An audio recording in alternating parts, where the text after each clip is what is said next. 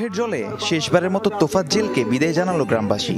সকালে বরগুনায় তার জানাজায় অংশ নেন শত শত মানুষ।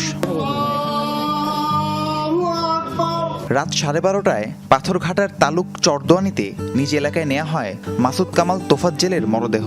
সকাল 9টায় স্থানীয় মাদ্রাসা মাঠে অনুষ্ঠিত হয় জানাজা। পরে পারিবারিক কবরস্থানে বাবা, মা ও ভাইয়ের পাশেই চিরকালের মতো শায়িত হন ঢাবির হলে গণপিটুনিতে নিহত তোফাজ্জেল। এর আগে মানসিক ভারসাম্যহীন যুবককে পিটিয়ে হত্যার ঘটনায় জড়িতদের বিচারের দাবিতে মানববন্ধন করেন বিক্ষুব্ধ গ্রামবাসী। দ্রুত এই হত্যার ন্যায় বিচার চান। এই তোফাজ্জেলের মায়ের জানাজা, বাবার জানাজা আমি পড়িয়েছিলাম, কিন্তু ভাগ্যের নির্মম পরিহাস যে আমাকেই ওর জানাজাও যে আমাকে পড়াতে হবে এটা জীবনে ভাবি নাই। আমার জানাজা তো ও পড়বে। যারা এই অপরাধের সাথে জড়িত বা এর সাথে আছে তদন্ত করে যারা জড়িত তাদের সর্বোচ্চ শাস্তিটুকু যখন হবে তখন আমরা সবাই ওর আত্মীয় সবাই শান্তি পাব।